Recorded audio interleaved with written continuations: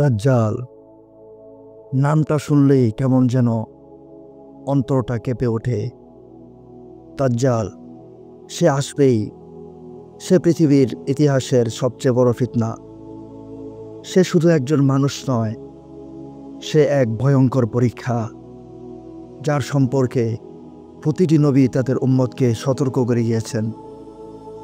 স্বয়ং রাসূলুল্লাহ সাল্লাল্লাহু আলাইহি ওয়াসাল্লাম বলেছেন, আমি তোমাদেরকে দাজ্জালের ব্যাপারে এত বেশি সাবধান করেছি যে আমার ধারণা তোমরা বুঝতে পারছ সে কত বড় ফিতনা। হাদিসের মধ্যে বর্ণিত হয়েছে, দাজ্জাল এমন একটি সময়ে পৃথিবীতে আগমন করবে যখন মানুষ হতাশার মধ্যে ডুবে থাকবে। দুর্ভিক্ষ, যুদ্ধ, অরাজকতা, ভয় সব কিছু মিলিয়ে পৃথিবী হবে একটি নরকের মতো। মানুষ তখন এমন একজনের অপেক্ষায় থাকবে, সে এসে তাদের মুক্তি দেবে। কিন্তু সেই মুক্তিদাতা আসলে হবে একজন প্রতারক, ভণ্ড দাজ্জাল। দাজ্জালের চেহারা কেমন হবে? সহিহ হাদিসের মধ্যে বর্ণিত হয়েছে, সে হবে বিশাল দেহের, তার গঠন হবে অত্যন্ত মোটা, গায়ের রং হবে লালচে, তার চুল হবে কুকড়ানো। সবচেয়ে বড় বৈশিষ্ট্য, সে হবে একচোখা, ডান চোখ সম্পূর্ণ নষ্ট হবে, শুকনো আঙ্গুরের মতো সে বসে থাকবে, আর বা চোখ অদ্ভুত রকম উঁচু হয়ে থাকবে। রাসূলুল্লাহ সাল্লাল্লাহু আলাইহি ওয়াসাল্লাম বলেছেন, তোমরা জেনে রাখো তোমাদের প্রভু এক চোখা নয়, আর দাজ্জাল হবে এক চোখা। তার কপালের মধ্যে লেখা থাকবে কাফের। বুখারী এবং মুসলিম। মুমিনরা এই লেখা দেখতে পাবে, যদিও সে পড়তে না জানে। দাজ্জালের শক্তি, দাজ্জালের কাছে থাকবে ভয়ঙ্কর ক্ষমতা।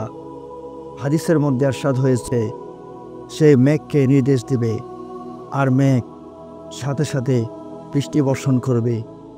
সে শুকনো জমিকে বলবে, আর জমি তৎক্ষণাৎ শস্য উৎপাদন করবে। তার কাছে থাকবে নরক ও জান্নাতের মতো দুটি জিনিস।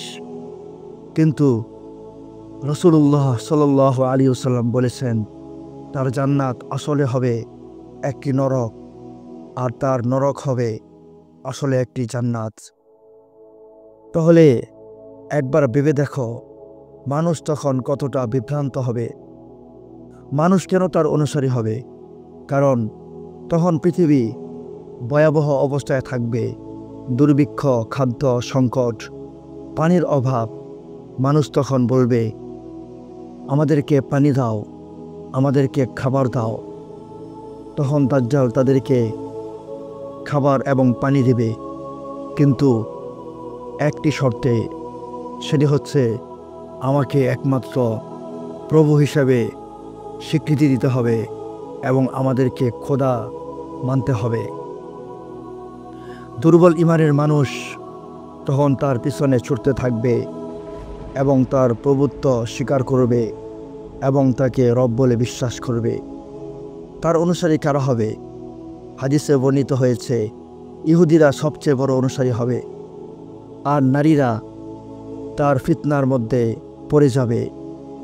এমনকি কিছু মুসলমানও তার ধোঁকার মধ্যে লিপ্ত হবে এবং তাকে প্রভু বলে বিশ্বাস করবে। তার আবির্ভাবের স্থান, দাজ্জাল পূর্ব দিক থেকে বের হবে। রাসূলুল্লাহ সাল্লাল্লাহু আলাইহি ওয়াসাল্লাম বলেছেন, সে খোরাসান দিক থেকে আসবে, আর তার সাথে থাকবে ৭০,০০০ ইহুদির একটি দল। সে ধীরে ধীরে পৃথিবী জয় করতে থাকবে। তার সাথে থাকবে এমন জাদু ও প্রতারণা, যা দেখে মানুষ হতবাক হয়ে পড়বে। দাজ্জালের ভয়ঙ্কর ক্ষমতা প্রদর্শন, এটি হবে তার একটি আলাদা ক্ষমতা।